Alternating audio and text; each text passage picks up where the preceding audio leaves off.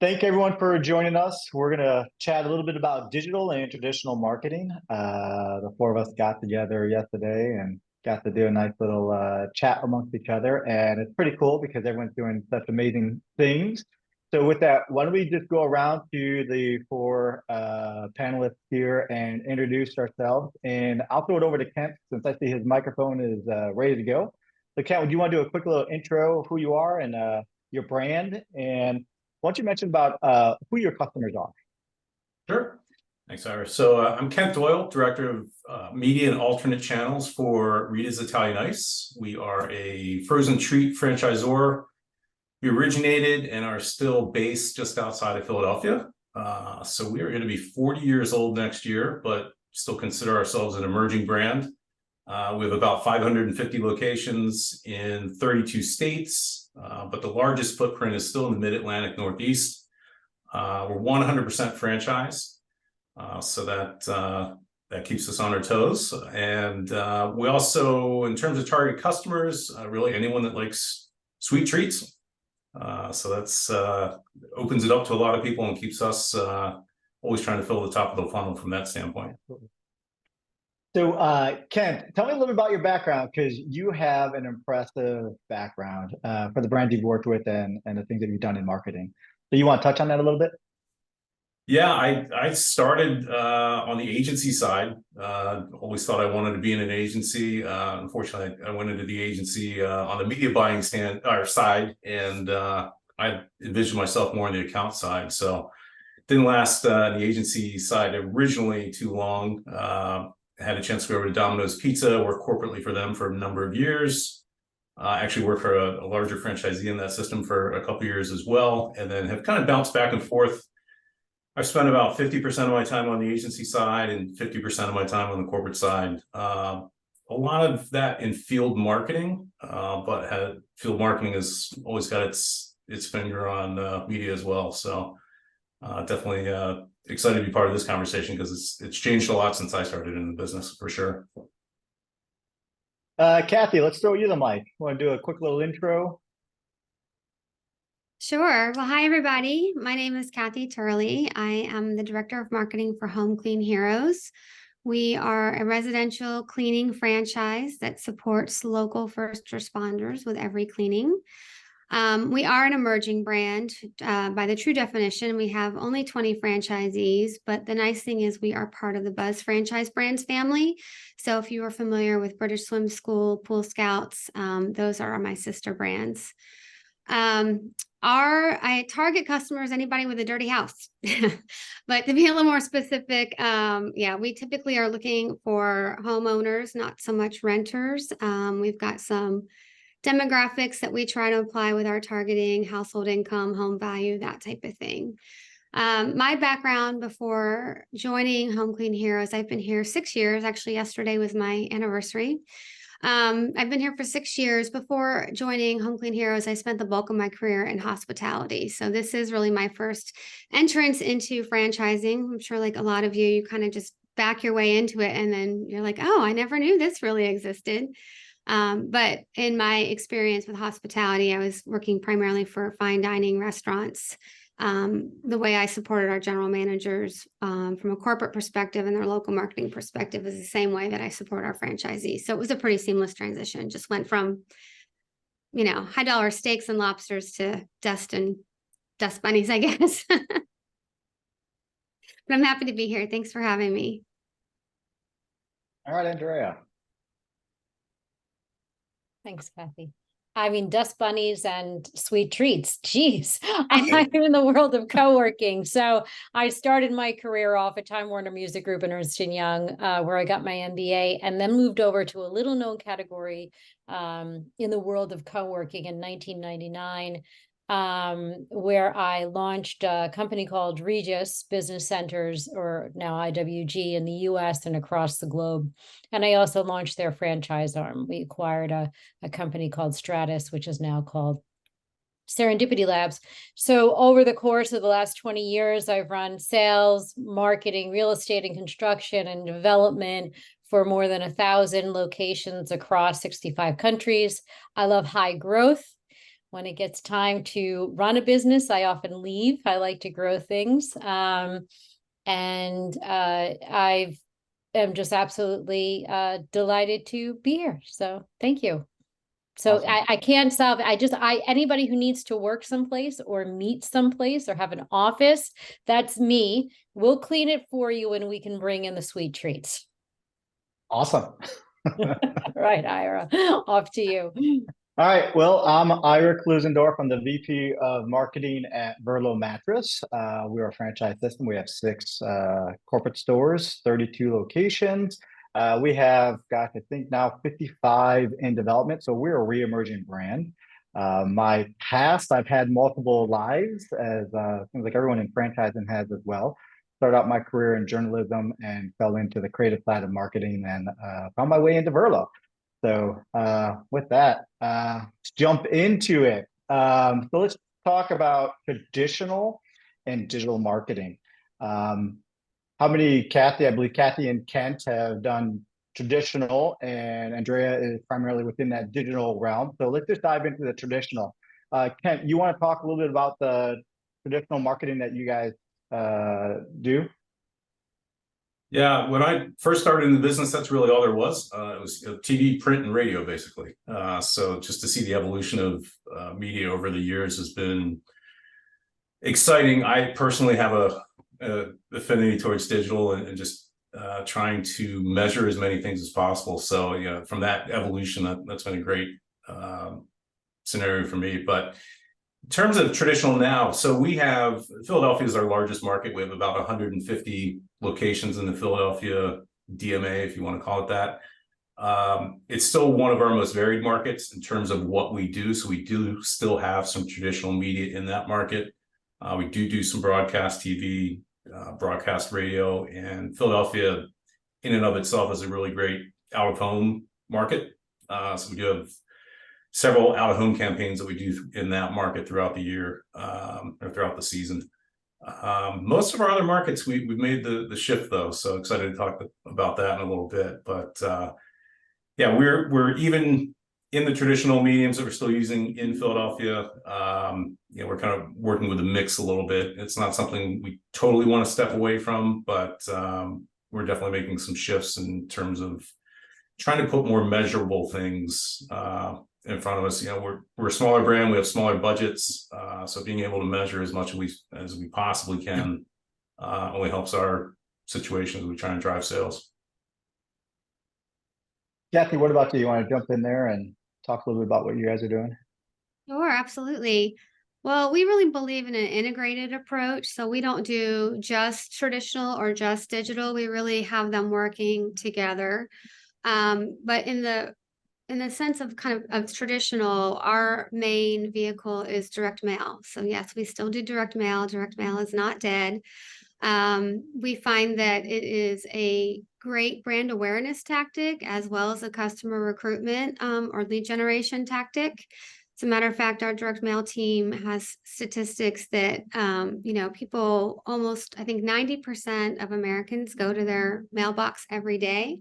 And when people bring their mail into their house, that piece of mail generally lays around someplace in the house for about 17 days before it goes into a trash can. So believe it or not, there is a lot of longevity in direct mail. Our direct mail takes the form of a postcard, a slightly larger than normal postcard, 5x7, very graphic, intense, with pictures of people, pictures of our cleaners doing things that people don't want to do themselves, like clean your toilet, or have you ever really thought about dusting your blinds? Those types of things that people say, oh yeah, I really should get somebody in here to look at that for me. So it's a cornerstone to our overall marketing strategy, and it dovetails very nicely into what we do digitally. And I'll talk about that in a little bit too when we get to that part. But that's a big program for us. We have a required direct mail spend or a direct mail requirement as part of our FDD and our franchise agreement that all of our franchisees have to do.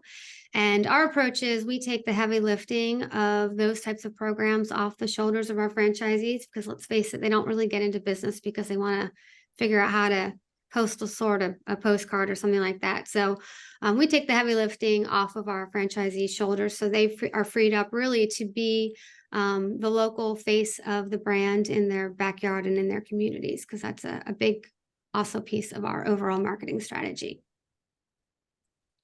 I'll jump in. We do everything. We're full stack. We are in a transition, so we do direct mail as well. We talked about this a little bit yesterday. I feel like the mailbox has become more valuable since COVID.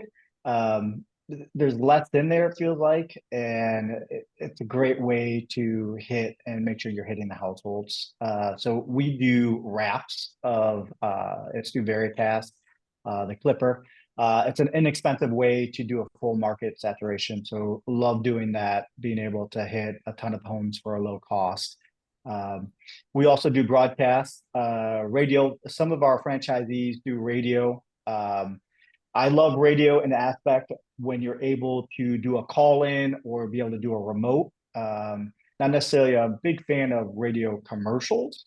I love having that talk back, and it's only because of what our brand offers. It's better to get our brand message out there that way. We do television as well. However, we are shifting more and more of our dollars away from television. And it really started with the election last year, or not last year, but the last cycle. We couldn't get on air. And the opportunities that we were able to get on air, it was, amongst bickering on this side, and it was just very negative. So we didn't even want to put our ads out there and be in the middle of that, because we felt that the viewers were angry when they're watching commercials. So we didn't want to be associated with that. So we did a lot of shifting over to OTT and CTV. And getting back to Kent, I love that aspect to it. Our CTV campaigns we're able to track. For us, it's important to get customers in the door. Even though we sell mattresses, it's not about selling mattresses online for us, because for us, it's about finding the right mattress for our customers. And the only way you can do that is literally have them come into the store and test drive the mattresses and have conversations with our comfort coaches. So being able to track when someone has watched one of our CTV campaigns and track them physically coming into our door is great. And it's great to be able to show our entire system the ROI of that. Because that's one thing with our system, is getting them to adapt the new technology, new digital CTV. So when they're able to see people coming into the door, that's awesome. But Andrea, I know you're strong on the digital side.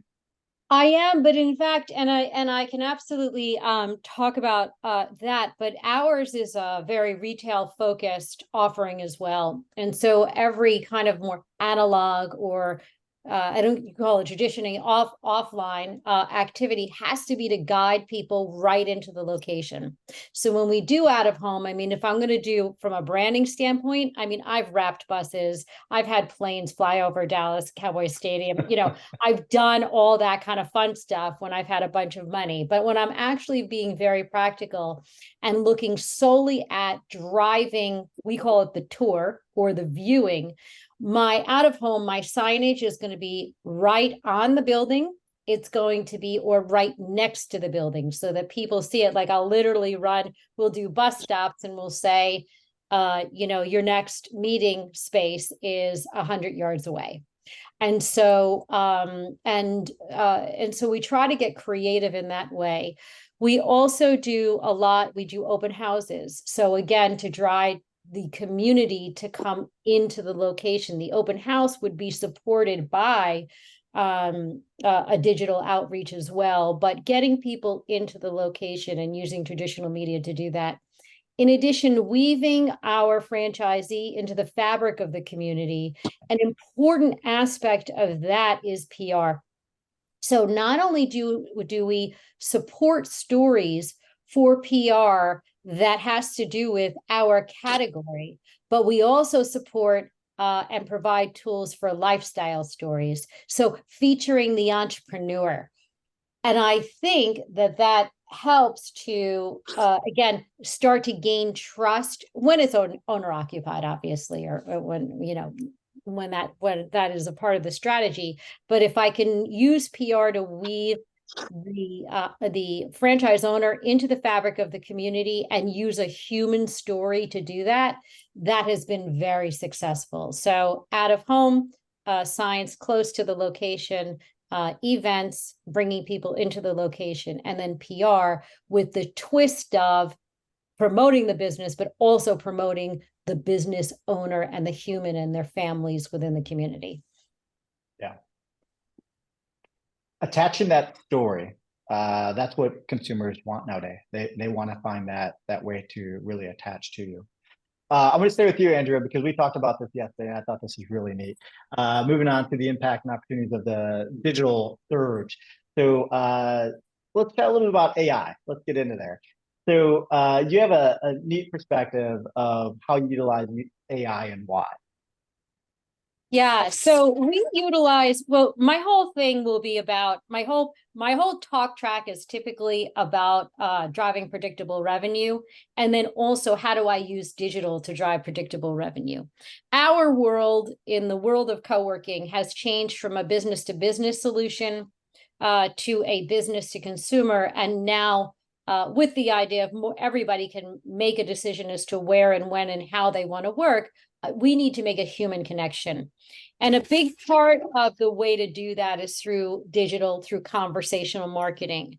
And when we think of conversational marketing, it's really, from a digital standpoint, it's all the conversations that we have as a brand that make up the footprint of the brand. So it's way beyond a chatbot.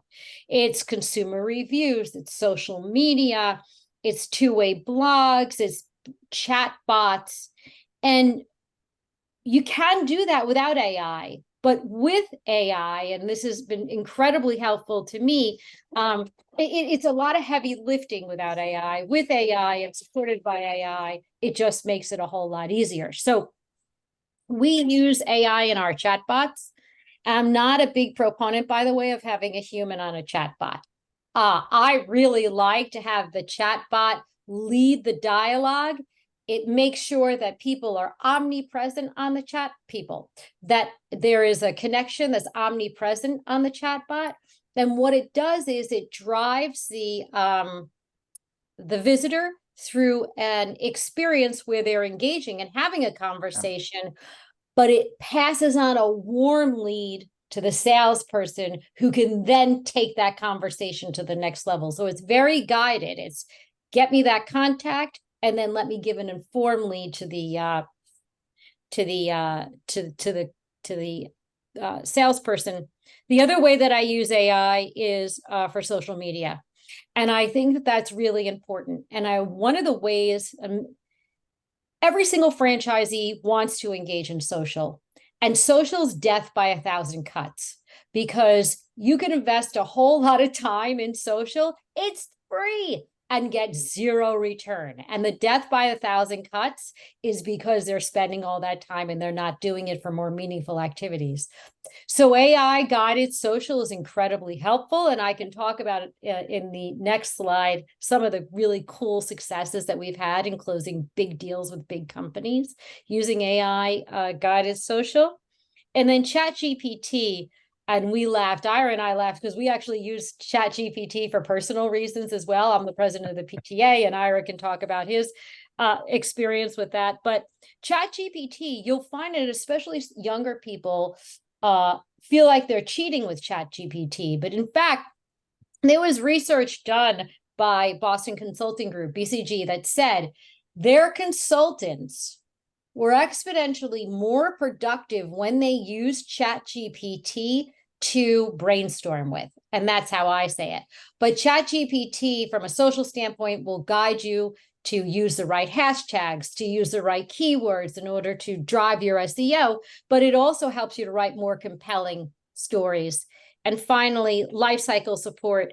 It's, Salesforce is using Einstein. HubSpot is using AI in their sales cycle support too. So there's a whole bunch of opportunity to use AI. So predictable revenue, one way to get predictable revenue is to drive leads through conversational marketing. And then the 4 tools that I use for that is our chatbots, AI-driven social media, ChatGPT, and I do take the tool. We use HubSpot. I use the AI tools that are offered through HubSpot as well as another vendor too. So that's how we're doing it. 87% of our leads and 83% of our revenue is derived from digital, fully integrated digital, Google, pay-per-click, remarketing, retargeting, and conversational marketing. You know, the great thing about with that AI, I use it for review responses within our platform, and it's great. My background, I'm a creative writer in the background. You know, I can't spit it out in 2 seconds. You know, sometimes I got to sit there and think about it, and how do I be clever, or, you know, use the words that they're using and tie it back. AI does it for me. So, you know, we talked about it yesterday about how important reviews are. Kent and Kath, if you guys want to jump in, you know, how important we're the little guys going against Goliath, and, you know, the reviews matter for us, being able to respond to those reviews in a timely manner. Kathy, Kent, you guys want to jump and chat about what you guys do for your reviews and how important reviews are for you guys? Yeah, they're critical, obviously. I mean, for a residential cleaning company, referrals are one of our top sources for new customers. And I think the reason you get referred is because you've got obviously a satisfied customer. And when people are just shopping around, they're looking at your reviews. So we use a third party to help us with our reputation management. But we also do some kind of traditional marketing to drive those reviews. So we have stickers that have a QR code specifically to each of our franchisees' Google My Business pages as a way that we leave in our thank you cards after service to try and get that review, like at that aha moment, right? When somebody first comes home and they're stepping into a really clean home and it smells fresh and clean, that's the moment where you really want to get them to be like, this is a great service. So by leaving that sticker and their thank you card that takes them directly online through that QR code, we're able to increase the number of reviews and increase the quality of our reviews. Because let's face it, we don't have a brick and mortar for people to walk into. So we need to make sure that we're being found through traditional search, but we also need to make sure that we've got a lot of kind of proof is in the pudding, if you will, with the Google reviews. So we are constantly trying to ask our customers to leave us favorable reviews. That's just one thing we do. Kent? Yeah, I would say the same thing. I mean, reputation management has become more important for us, mainly for search engine, you know, just trying to crack the Google algorithm, if you will. But yeah, we don't look at it necessarily as a referral service, but more of just trying to keep us higher in the rankings. You know, there's only so much you can say about, yeah, the types of products that we sell. You know, obviously we want to hear about the great experiences. We want to hear about the bad experiences. But really for us, it's been an evolution with the franchisees in terms of coaching and teaching them, you know, and trying to tell them how important this is. You know, we have a lot of franchisees that are owner operators. So for them, it's a matter of finding the time within their day to be able to address this, and also stress to them how important it is to help, you know, build their business over time in the marketplace. A lot of people, that's how they make decisions these days. You know, so we try and make it personal to them. You know, hey, if you're going to buy X, you know, would you go look at a review? You've got to look at it the same way for your business. So even if it's just a positive comment that, you know, a guest will make, it's just say thank you. You know, as simple as that. It is going to help them. So we actually have our annual conference in 2 weeks, and we're doing a whole breakout session on that. So we've just determined that, you know, this is a place that we've got to keep working with the franchisees on to try and increase their participation and adoption of it. That was a big conversation for our owners conference as well that we just had, 2 weeks ago. It's asking for reviews, and then not only asking for reviews, but responding, and how powerful it is that when an owner responds to a review and finds it, you know, John, the owner of Verlo mattress of, you know, whatever city, that's impactful. You know, our product is expensive. It's a considered purchase. You know, you're looking at mattresses that are $600, $1,000, $2,000, $3,000. So people want to make sure, you know, when looking at reviews, want to make sure that, hey, if they're going to buy a mattress from us, they want to make sure that they're supported if something does go wrong. And that's what reviews are going to do. One thing I love talking about is an initiative that we did here at Verlo to help get reviews. So our last touch point is our delivery drivers. They work hard for us. And we have a sheet, a handout that once your delivery is completed, they hand it to the owner. and they go through a checklist, and part of that checklist is asking for a review. And you think about how heavy mattresses are, and you have two guys coming in and hauling up mattresses up 3 flights of stairs. One way to give a tip is to give a great review. And the great thing that we had out of this by asking for these reviews for our incentive, sorry, to back up, our incentive was that if you get your name in a 5-star review, we put your name in a hat and you win some gift cards. So they're out there, they're asking for reviews. So there's pride in that because their names are getting put in. And what the consumers are doing, which was a side effect, was really us trying to get more reviews. The type of reviews that we got were incredible. We had people who wrote paragraphs and they called out our delivery drivers because they worked so hard from them and their reviews are so passionate. And that's great because when the consumer goes and looks and sees how well we do in our customer service and that we're there for them, that just helps lower that wall when the consumer comes into our store, especially when it's a salesperson who they see a lot of their names, our franchise owners. We have one down in St. Louis. His name is always getting mentioned about how great of a job that he does trying to find some of the best mattress. So when people come in and say, hey, I'm Blake, nice to meet you today. And they're like, oh, wait, I just read a ton of reviews about this guy. He's going to take care of me. So it's great in that aspect of turning that around as far as not only does it help with SEO and getting people in the door, but just giving that confidence of a consumer coming in and willing to purchase from us. All right, moving on. Success stories from the digital realm. Who wants to jump on this one first? Who has some good success stories? I had a really neat success story. So currently, I mean, I've worked across the globe, but currently my current company is in the UK. So we have 77 locations in the UK, and I commute there once a month. And in my category, a lot of what happens there first, just because of the take up in our category. So I haven't seen this yet here in the US, and I'm looking forward to seeing it. But we're running fully integrated. We have 8 brands underneath our NewFlex brand, and we're running using a tool to run all of our social media. And so we're posting ads, but we're also having dialogues through chat. And we were able to close the deal with a major deal with Google. Believe it or not, Google was online looking for on Instagram looking for office space. We were able, through our ads and through our chat function, book a tour through our national sales office, and we closed a very significant deal. And I think that's really interesting because at the end of the day, again, you all have consumer products. Mine is mostly, is a business decision. But at the end of the day, I have found that you're doing deals with humans. So even if my mighty competitors have global service level agreements with large enterprise clients, at the end of the day, the person on the local level is making the decision. And so if we can capture those hearts and minds on a local level and use digital as a tool to do so, we'll win. And so that was one great success story. The other great success story was layering in a fully integrated digital campaign. And I'll tell you why.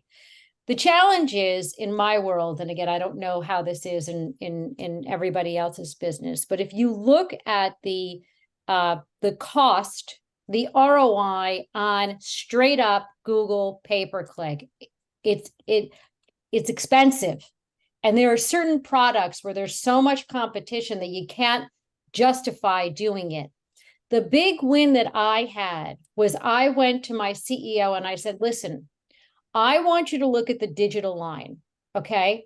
It's none of your business, and I don't want you to care whether I'm getting the ROI from pay-per-click, from remarketing, retargeting, from paid social, or from SEO. That's not up to you. I'm going to deliver you a 12-time ROI, period. And you let me pull the levers to determine how to get there. And that was a huge win because as soon as they took their eye off of the ROI from solely Google pay-per-click, I was able to produce the 12-time ROI that I promised, because we know that even though they say that there's a separation of church and state between paid digital and SEO, it's not really true.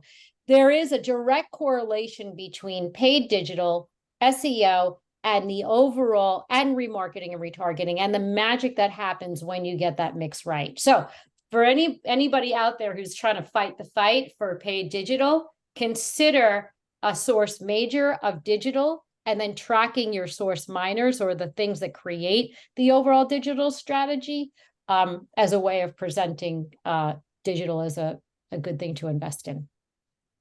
Has anybody else had that problem, or is it just me? No, but I feel like that's coming. Mine is more at the franchisee level of trying to get them to understand the importance of digital and the capabilities of digital. I would say, I'm sure you can go everywhere and say this, the digital spend is not where it should be. It's just sort of throwing table scraps at it. I think it needs to be more, a lot more. Our corporate stores for us, we've pushed in more. I moved television budget into CTV.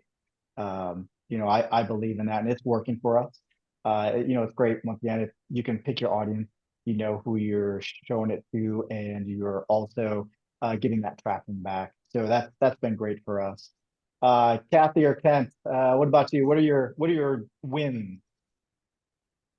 Yeah, I can say it's kind of along the same lines as you, Ira. It's in our business, conversions, I mean, if you want to use that in air quotes, is pretty challenging. We sell a premium product. We don't do a lot of discounting. So, there's not that sales lever or discount lever that you can always pull and, hey, I put this offer out, or I put that coupon out, and be able to measure it right back to the register. So when I first started with the company, I came in during the pandemic. So we weren't doing much marketing at all. It was more just trying to let people know that we were open. But then as things started to settle out with that, we do have some co-ops in our system. So working with the co-ops, which is where most of the spend happens, we were spending about 50% of the co-op budgets on radio. And I just started poking around about that a little bit. We're a visual product. So the radio messaging was really hard to entice people that way from that standpoint. So really set forth to try and shift the mix. Wanted to measure more. So we started that process in 2021. And to your point, it's coaching and teaching the franchisees, trying to show them the benefit. So we did get some more paid digital and paid social into the mix in 21. And involved that even further in 2022. So we scaled back the radio quite a bit in some of the markets. We did have one market that was doing print, so we eliminated that completely. And then really we totally evolved it in 2023. So with the help of some agency partners, we really started looking at ways to just go all out on digital. So again, more about measurement, and taking a different approach than even we had taken 2 years prior. So it was still buying at the market level for efficiency, but really dialing down to the trade areas to try and eliminate waste. So in some of our markets, a trade area could be 3 to 5 miles. In other markets, it could be a little bit larger. But trying to convince and get the franchisees to understand that, while we're still buying a co-op or a DMA, it really is hyper targeted to your individual shops. So in a way, trying to change the top of the funnel, trying to take awareness spending out completely, and bring guests in further down the funnel. So we really took a people and device, if you will, focused approach. So kind of looking at the screens and streams, as we're calling it internally, and using third-party data for audience building. So going out and trying to find certain types of audiences for certain types of promotions that we do. For instance, we launched a frozen coffee this year, earlier in the year. So during that window, we were using third-party data to go out and find the Dunkin' users, the Starbucks users, the delivery apps that they had on their phones as well, and targeting those people specifically for that product. So we're coming back and amplifying that with a little bit of paid social, but really streaming audio, streaming video. That was the way that we really saw the way forward. We could see it, we could touch it. And then while we still can't necessarily measure all those conversions at the register, we're also using, for the markets that we can, try to use attribution modeling, where we're seeing, hey, we served this ad to this device crossed onto our lot in the last 7 days. We may not know exactly what they purchased, but we do know that that ad helped get that device onto our lot. So seeing a lot of wins with that. The franchisees are really starting to understand, how we can cut down on that waste, and want to try and scale that. We've got parts of the country where we don't have co-ops, but we do. Franchisees are interested in moving to a more digital focused plan. So we want to try and build those business cases and take that out to the road in 2024. Kathy, what about you? What are some of your victories you've had? Yeah, so you said something earlier, Ira, that made me think, we have a required digital spend for all of our franchisees with our paid partner. And if any of our franchisees, tries to reduce their spend, our partner lets us know right away. It just gives us the opportunity to go back and just re-educate our franchisees, of course, on the importance of having that presence. Again, we don't have a brick and mortar for people to drive by or walk into to see. But going back to some of the things that we talked about earlier, when I talked about really how we make our traditional marketing and digital really work together, we incorporated QR codes into, not that I'm a huge QR code person, but I feel like I just talked about that earlier. But we incorporated QR codes into our direct mail cards themselves. And the QR code is specific not only to each franchisee, but the QR code takes them to a landing page that is specific to direct mail. And what we've seen since we introduced that is that those QR code responses make up over 20% of all of our direct mail responses overall. So I think we're just another way of capturing people that maybe just don't think to pick up the phone or just go onto a website, but they have something they can quickly scan. That's great. Another really easy and no to low cost thing that we do in a digital arena to bring our direct mail to life, we call it phygital, physical direct mail and digital. I'm not sure if anybody on the call is familiar with the Postal Service informed delivery, but it is a service that you as a consumer can sign up for, and it basically sends you an email every day of letting you know what's going to be in your mailbox. And it sends you a picture of what's actually in your mailbox. But if you sign up as a company to participate in the informed delivery program, that picture suddenly becomes a color graphic that we use that to mimic what the direct mail card is. But then there's also another clickable image that the users can click onto, and that takes them also to the specific landing page relative to direct mail. So it's just another way that we kind of bring what a lot of people might consider an old or tired medium into the digital age to really capture people who respond that way. So we've seen some nice success with that as well. So let's talk about some things that we're looking forward to in 2024. I'm going to stay with you, Kathy, because we chatted about this yesterday. I'll stall a little bit, get your sip in there. You were talking about Google and the LSAs. You want to dive into that, what you guys are looking at doing or how you guys are approaching that? Yeah, absolutely. So LSAs are relatively new to us. We've started dipping our toe into it a little bit. We have not actually executed any LSA ads. So for those of you who might not be familiar with what I'm talking about, Google LSA ads stand for local service ads. And it's just another way for Google to kind of own the top of the search results page. So for our home service business, to participate in an LSA ad, we would then show up as Google guaranteed. So if you were searching home cleaning in whatever your town is, the first set of results would actually be these Google guaranteed listings. Some of them are independent, some of them are franchise companies like us. But it's basically pushing down all the pay-per-click results even further down on the screen. So I think it's vitally important that we be there. We just need to figure out the most efficient way to do that. We are looking at testing it with our quote unquote corporate store.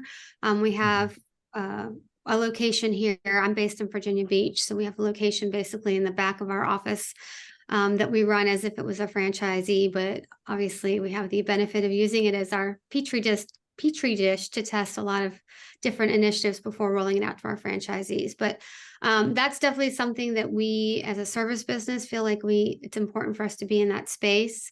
I know there's different parameters around it. You know, you only pay for the leads that are contacting you through that particular ad. For home-based services, home services like us, there's a whole background check, which we already do background checks on all of our cleaners anyway, but there's another background check that you have to go through as part of participating in this ad. So it just inherently, it instills another level of trustworthiness, which for us, again, is so vitally important since we're in some of the most intimate spaces in people's homes. They need to know that we're putting trustworthy people inside their homes. So it's something we're going to bring up at our franchisee convention next week, is something that we're looking at. And from there, we'll then put some parameters about the way our franchisees should participate in that. But we are looking at having that spend be outside of the normal paid digital or search budgets. I think it's important to keep those separate while we're figuring out the ins and outs, because, you know, Google changes all the time. Once you think you get it figured out, everything gets upended. Fair point. What about you, Kent? What are you looking forward to 2024 in the digital realm? More shortcuts. Yeah, you're hearing a lot of talk about AI. So trying to look at ways that we might be able to incorporate that, maybe take some of that friction off for the franchisees. We use a couple of different platform-based solutions, exploring some others. And for me, I'm relatively new to this role. When I first came in with the company, I was working in a field marketing role. So as I start to settle into this position more, want to measure more, want to test more, focus on channels that we know work for us, like delivery, when we're using third-party delivery services. Very easy to see ROI on that. They're all those platforms are built to almost track it in real time. So taking some of the learnings of that and trying to educate the franchisees to how you can really put your fingers on this if we do it correctly. So spending time with franchisees and coaching and teaching them on that, and then just trying to stay on the edge of trends, staying involved in groups like this and other webinars and things to see what's happening, because it changes on a daily basis almost.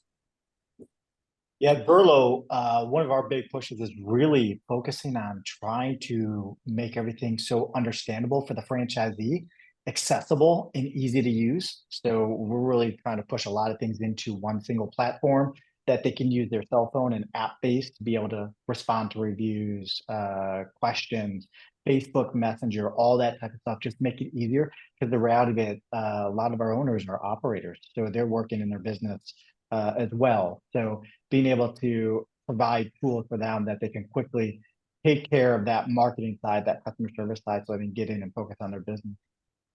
So I'll throw it over to Andrea. I know you had some good things cooking.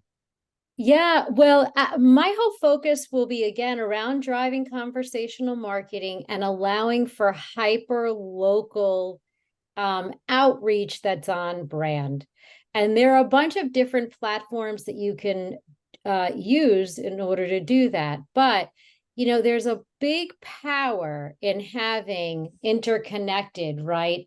You can't do it with LinkedIn. LinkedIn only has one, but there's a lot of power in having hundreds of Facebook accounts aligned with the same, under, whatever the name of your brand is, and then the name of the town, aligned with the same naming convention, aligned with the same messaging.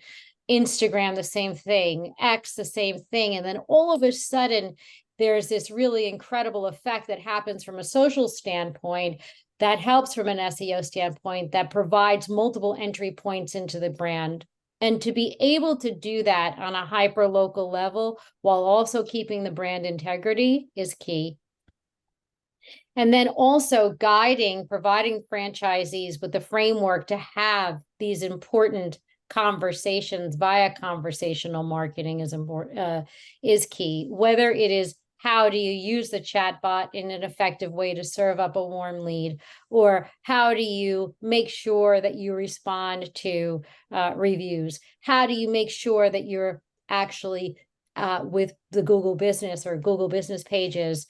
You want to have, regardless of what business, you want to have the photos, you want to have the FAQs, you want to have the reviews, and making sure that those pages are beautifully populated. Because again, we'll win on a local level every time, using digital to capture hearts and minds on a local level. So driving social, scalable, but on brand, driving Google Business pages to make sure that the FAQs, the photos, and the reviews are there, and supporting conversational marketing.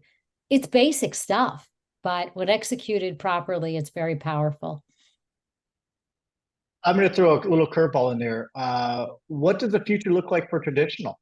So we'll talk with print and broadcast. That's pretty much what we seem to all be doing here. So what does it look like in 2024?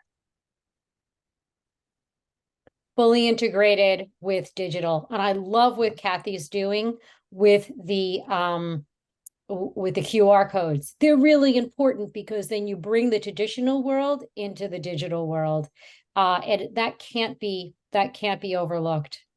So the integration using digital to drive, using the interplay between digital and analog, if you will, or traditional, to drive that offline. It shouldn't be separate. It can't be separate, to bring them together in that way. Yeah, I think it's going to be for us too. It's the integration piece. I don't think that we'll ever, especially, I speak to Philadelphia, where again, that's our largest market. Out of home in Philadelphia probably never go away. Would we maybe look at some different out of home or channels, if you will? Absolutely. Even working with some of our broadcast partners, they're evolving their digital offerings. So is there a way to integrate those things together so that we can be efficient and scale it properly, but not let go of it completely? Yeah, I think it's going to be tough for us this year. We're going into a presidential year. So I'm expecting not to get on airwaves. So that's kind of what we've been working towards, is having another tool that's proven and utilizing that. And it's tough because, I know when we turn on the TV ads, traffic goes up, and when they're not on, they go down. But we're starting to see it for that transition to the CTV, and we're putting some big dollars behind that for our corporate stores. And we're seeing traffic still coming in. So it's great because now I actually see a modeled out of people coming in. So that helps too, to help prove that out. Looks like I see a question in the box here. How do you ensure brand standards are met on your franchisee's local social media account? This is a good question. I have a thought on this one. Anyone want to jump in first?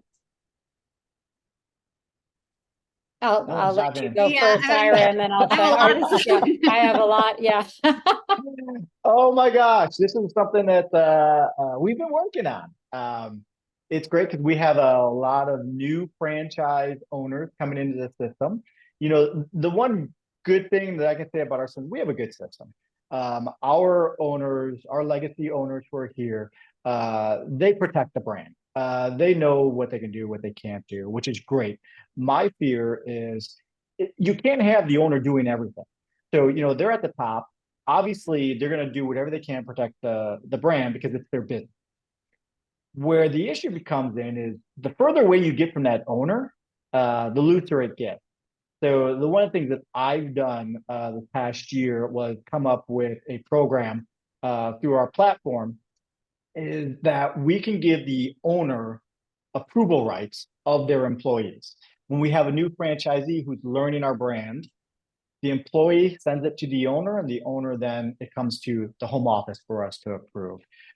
So this is something that we've been working on through the platform that we use as well. We put in a lot of content. So there is a digital asset manager within here, so they can just pull down things.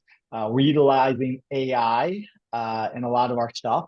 So it's been good. We've been doing a beta test with some social, which has been fun. So we're able to set the tone and the brand voice. So that's been very helpful as well. So this is going to be something that we're looking forward to in 2024 as that gets rolled out. But yeah, it's tough.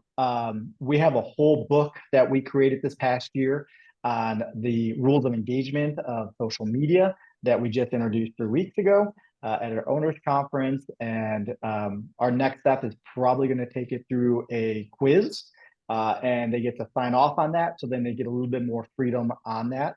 But the reality of it, there's so much going on, kind of like what you're talking about, 1,000 paper cuts. It's hard to stay on top of it all. So, our point of it is that we have to play Monday quarterback. It's hard to get out in front of it. And we want to get our owners at that local level to attach themselves to their community. And sometimes they got to go right away. If they're at an event, they got to be able to post a photo and be able to publish that right away. So there's just simple rules of engagement that we want our owners to know. I agree with that. We have a brand book specifically for social and guidelines that's published, and it's very engaging. It's because if the franchisees understand if the franchise owners understand the why, they'll feel less compelled. And I find that they don't like to be directed. They don't want to be told what to do. So here's why we do it, and here's how you do it. So we have a little guideline, and then we've used several different tools. I mean, there is one specific tool that we use that is AI driven, that provides us with a dashboard, that provides us with lifetime overviews. But Canva is a great tool, believe it or not. I've also started out, when I started doing this, we built all of the design guidelines and all the ads within Canva, and it allowed the franchisee to adapt that social content. So that was literally a free tool to use in Canva. It has its flaws, but that was early on. That's how we started. And then I agree with Monday morning quarterback, because the fact is, number one, they've bought into the franchise system. Number two, they have the integrity of themselves and their own brand that you would assume they wouldn't want to tarnish in their approach to forge those human connections. And number three, the whole point of social is to be lifetime and in the moment. The final thing is that I'm a big believer in having the framework first, right? So within that brand book are the content lanes. Here's what we post on. We post on industry trends, new product development, what's going on around town, member features, whatever your content lanes are.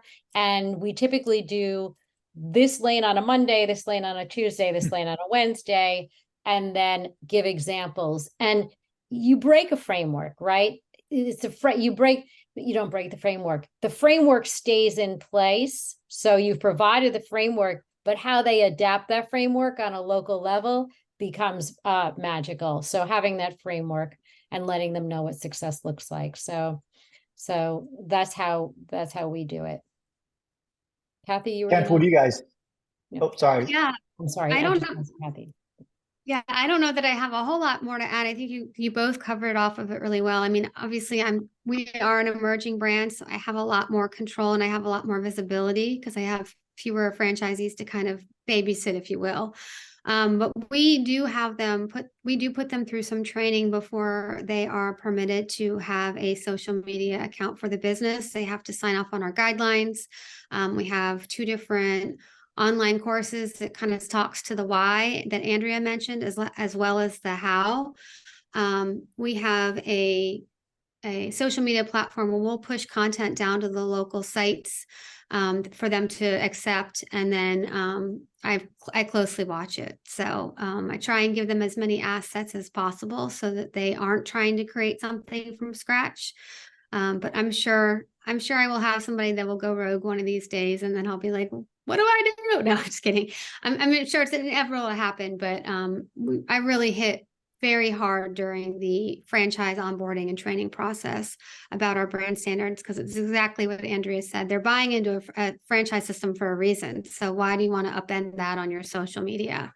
So follow the system. You don't bake a cake and change the recipe 5 times over. So why would you do that with your business? So Kent, you have anything else you want to add? Yeah, a lot of what everybody else said. It's training, it's asset management. We've got a dam within our platform as well. So trying to do that. I would say the one thing that we're trying to also do is give some stats behind it. There's some aspects of our business that, franchisees will grab a screenshot of our flavors, for instance, and they post that and they think that that's an engaging piece of content. And we've got numbers that prove that it's not. So how can we coach and teach them that, you don't want to be doing this, but you want to be doing this. And that kind of takes the user-generated content is pretty important for us, but we definitely want some guardrails on it also, because we're trying to get them to build their business. We have our only required platform is Facebook. So, we have a parent-child relationship in that, which we're pushing content down, which is keeping some of the pages active for sure. But for some of our more active franchisees, we kind of know who they are. So we keep an eye on it from that standpoint too. And then through our platform, we monitor some of the other channels that they may be using, and see if we find anything there, then obviously we can address it. It's tough because social media, even GMB or Google, has become so immediate. It's the conversations. So it's not just posting, but the messenger and having conversations through that. So that's tough too, because, that's going to be something that's going to be a frontline worker for us, who is going to be potentially answering some of those questions. So, it's all about training. You got to teach them how to fish, know what you can do and what you can't do. You just got to take that time to do that. There's platforms out there. We have one that we can see those conversations, so that we use those as coaching opportunities, which is helpful. We have a great franchise owner. He does social media the best in our entire system, hands down.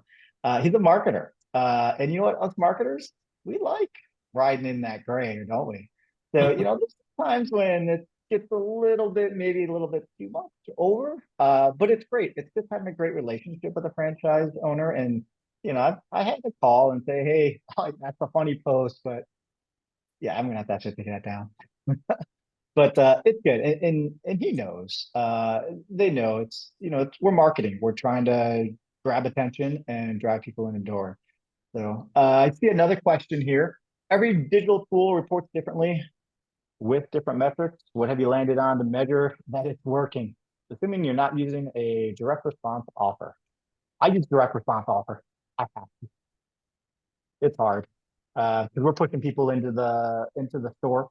So that's the way that we're tracking. We can track people who are calling, who are looking for directions, which are wins for us. Going to our website, which is a win for us. But that through is having some sort of offer where they come to the store, so we know what ads they were hit with. I'll throw this out to the table. Anyone else want to show what you guys are doing?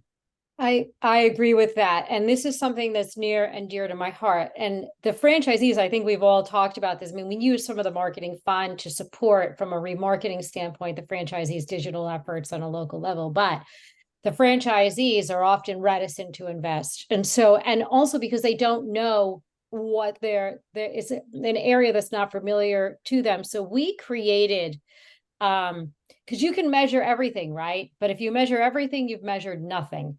And so we've created, we call them the digital performance windows.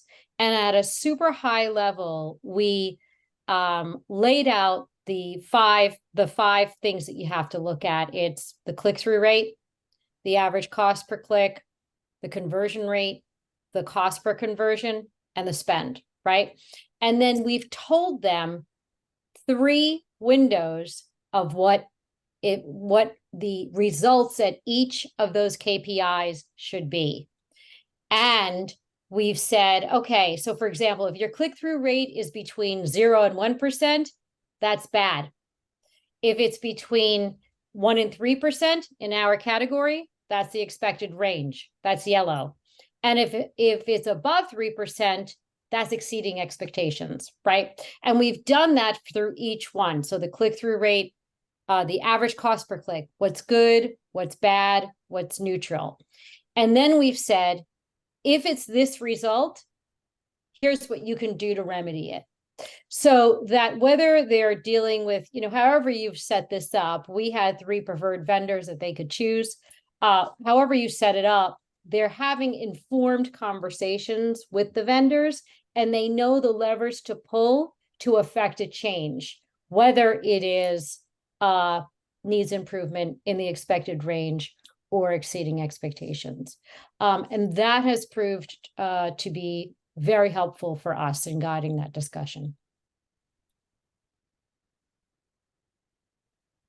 Kent or Kathy, do you have any thoughts, or we out of time? No, I was just thinking, I love that. I love what Andrea just laid out, and I think we probably need to do something like that similarly. We have to have a direct response offer. I mean, that's just the nature of our business. Yeah. So, yeah, I mean, brand awareness is great, but at the end of the day, it's about lead generation for us. So, cost per click is interesting for me. It's really about the cost per lead, but even beyond that, somebody could, call based on the digital ad, or they could click through our website. But if they don't actually fill out the form on our website or actually give their information to the person at the other end of the phone, then that's not a true lead. So it's really kind of bridging that gap, which is where our challenge really lies. But we have to have an offer. There's no doubt about it. Yeah. Awesome. I looked at each of the, I looked at each of the costs per, you have a very good point. Each of these I'm going to send this to you, Kathy. I'll send you the little dashboard adapted. And actually anybody who wants it, I'm happy to send it to you, because it's just, all you have to do is just adapt it to, your numbers. Like these numbers, these expected ranges are very specific to my category, and having done this across 323 cities, but you can adapt these and then put a stake in the ground. And if it's not working, then update the numbers, but it's good to have a framework.